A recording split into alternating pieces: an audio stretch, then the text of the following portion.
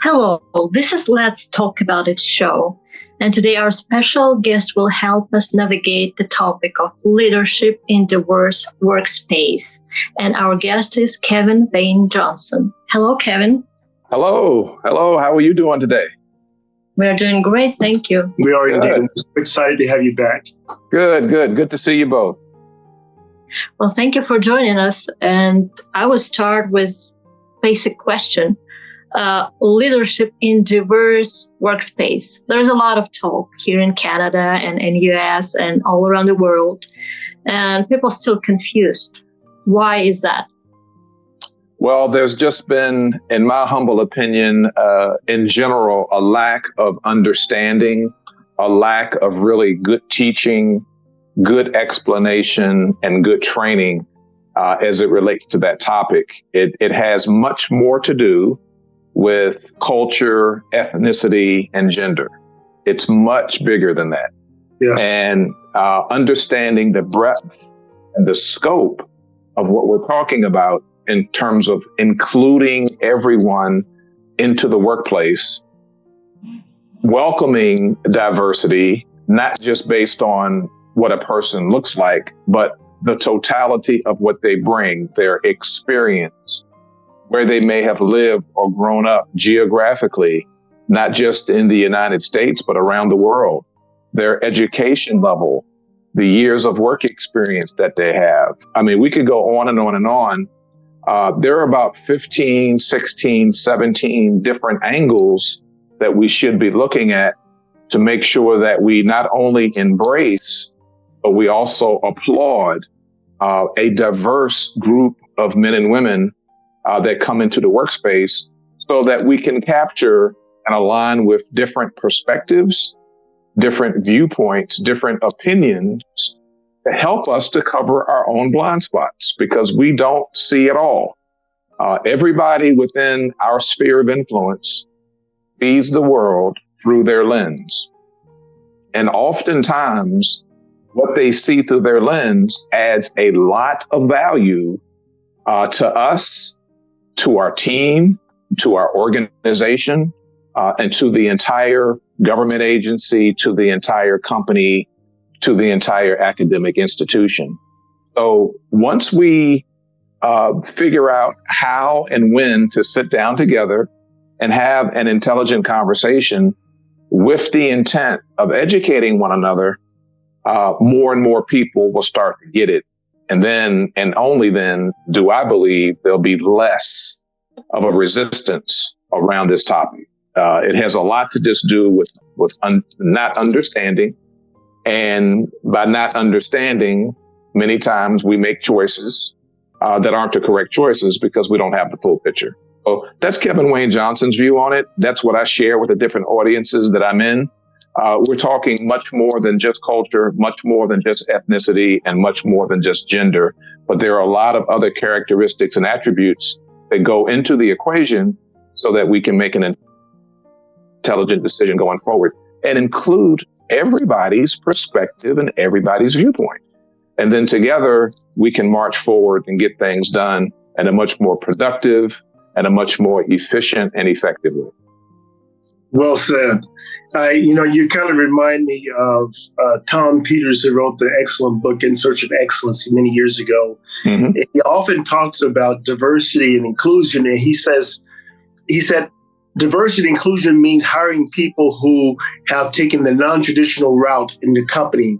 You know, some have had no credit, some credit, or some have been divorced, some have been traditionally married for years and years. Some were in a wheelchair, some have never been in a wheelchair. He's putting all those people together in a team.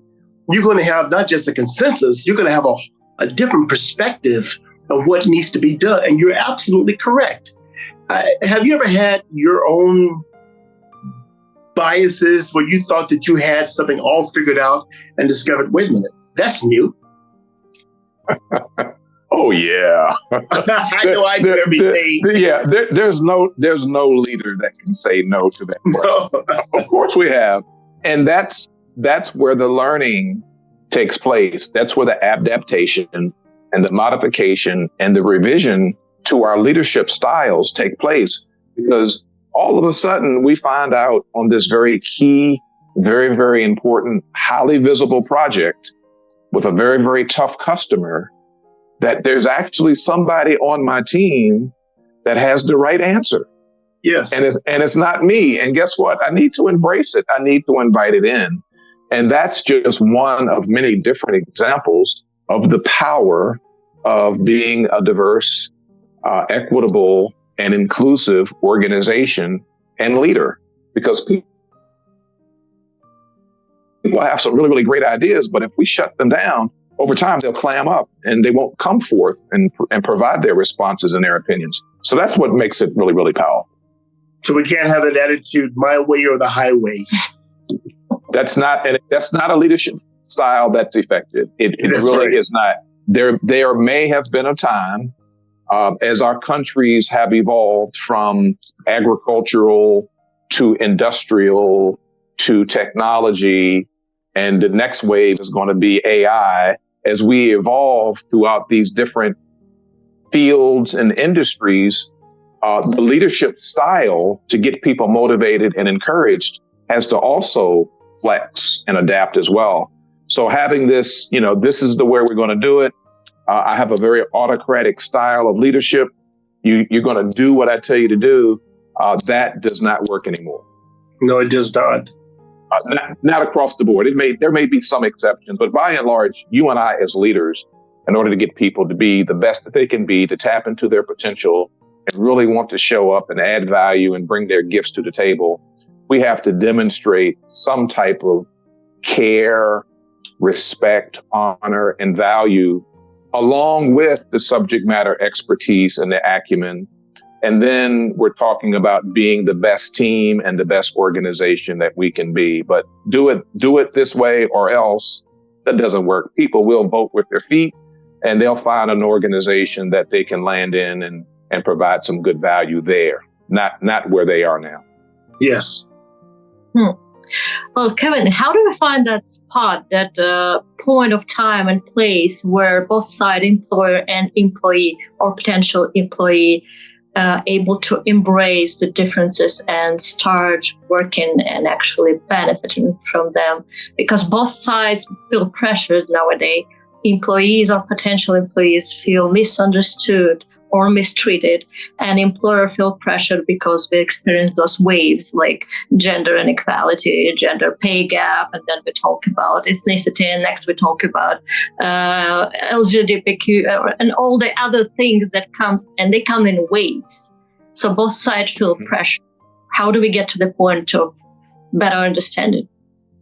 Yeah, you're on point, Lucy. All the data shows, and I was just with a group yesterday, all the data is very clear that there's a huge gap between what the workers, the employees, the staff, what they're looking for in their leader and what leaders are actually delivering. So I have a very, very simple suggestion.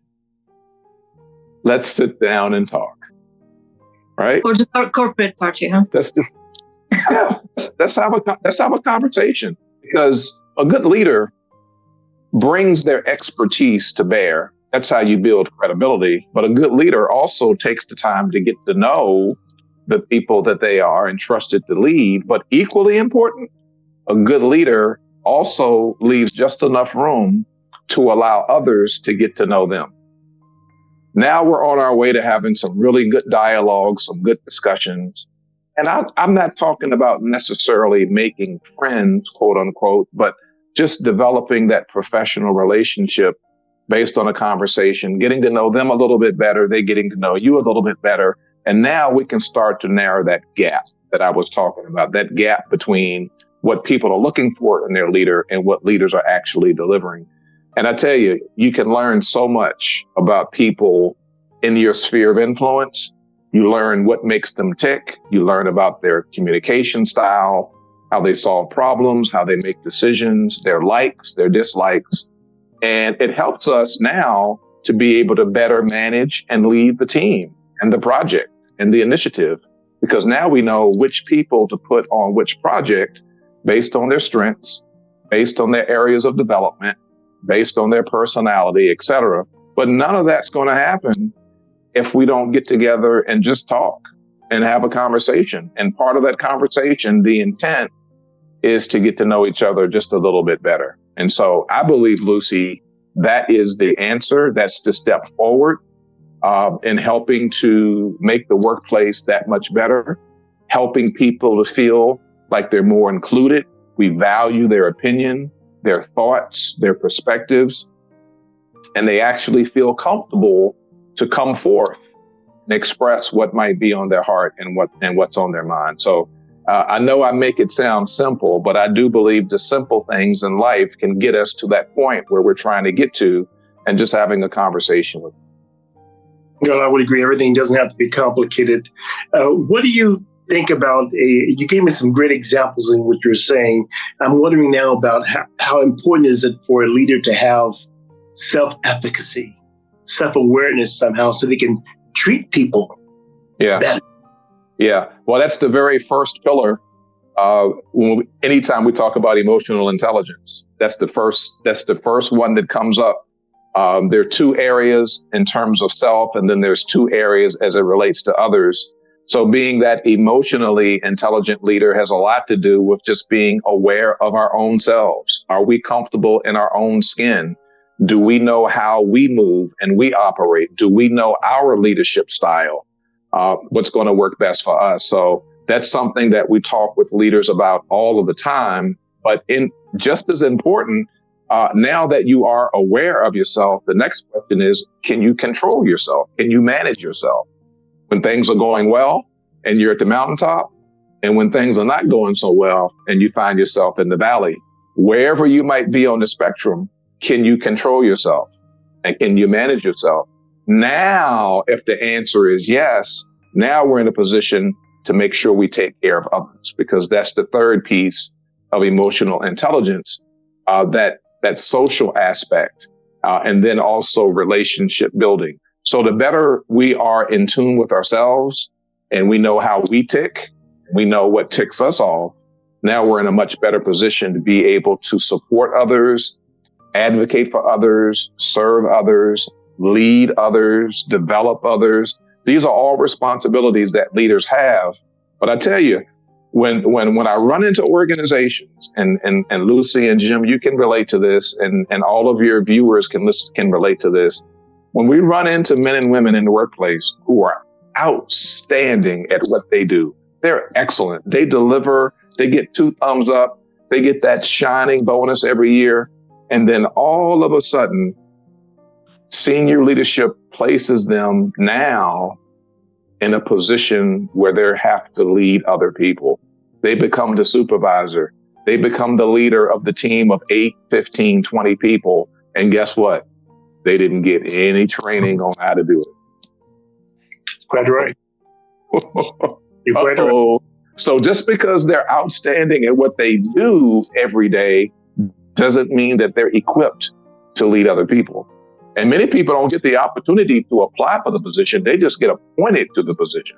Mm-hmm. And now we have the potential for things to go south. So that's a long, sort of winded answer to your question there, Jim, but everything starts with good self-awareness. You use the word self-efficacy. Absolutely. It starts with us so that we can be equipped now to lead others. Thank you. That was superb. Yeah. Absolutely. Well, Kevin, one more question from me. We work with people with visible and invisible disability, and what our research highlights is the issue of communicating the requirements for the job versus expectation of employee. We notice that many people with what is called invisible disabilities come to the workplace just to get any job, because basically you need the means to live.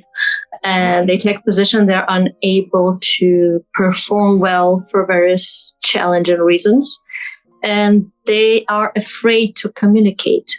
So how do we communicate this from the leadership points, that it's okay to say that you need special accommodation or you need flexible schedule or something? And how do we get to the point where employees are not afraid? Yeah, so that is actually an outstanding question. So the first word that comes to mind is understanding, right? But it also goes back to our earlier discussion point when I referenced the conversation and talking. Having a conversation with people helps us as the leader better understand what the need is. Now, in many cases, it's statutorily mandated from Congress that the workplace accommodate, whether it's a physical handicap or a mental disability, visible or invisible. We have a responsibility to do that. But above and beyond that, leaders just need to have the heart to want to serve and accommodate everyone in the workplace that needs it. So once that workplace and once that organization has been established and the culture is there, then men and women, as they come in, they'll feel much more comfortable and actually sharing what it is that they may need and how they can better interact with the team. But we have a responsibility, when I say we, the leaders, to create that environment, that atmosphere, that culture. One quick example, here in the United States, our current president, President Biden, actually signed an executive order about a month after he was inaugurated as it relates to diversity, equity, and inclusion to include accessibility. So it is now diversity, equity, inclusion, and accessibility. It is Executive Order 14035. Now, it's statutorily mandated from Congress, from the President of the United States. But guess what?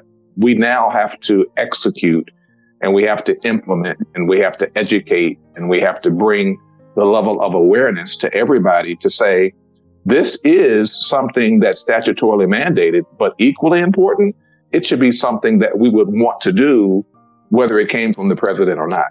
And it takes the leader to create that culture so that everyone coming in, visible or invisible, as it relates to their handicap or their disability, would be accepted, be an integral part of the team, and would add value based upon their gift. And I firmly believe that. So I've been actively involved throughout my career on a number of employee resource groups, which includes the co-chair of people with disabilities. When I was with the Department of Defense, I was a co-chair. My co-chair was actually legally blind.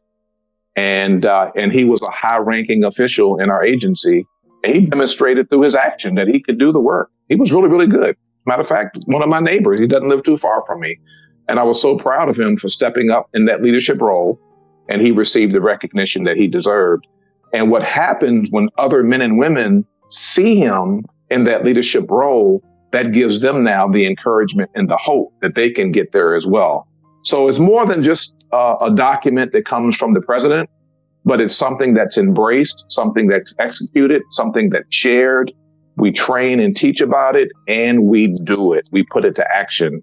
And I believe if we have more organizations that did that, we would make the workplace much more comfortable for everybody involved. That's great. Absolutely. Well, let's start that change. And as many things, it starts from leadership. So our dear listeners who are employees, or if you're seeking a job, just share this recording to your future employer. Absolutely. Thank you very much. That was Kevin Wayne Johnson and his leadership approach to diverse workplace.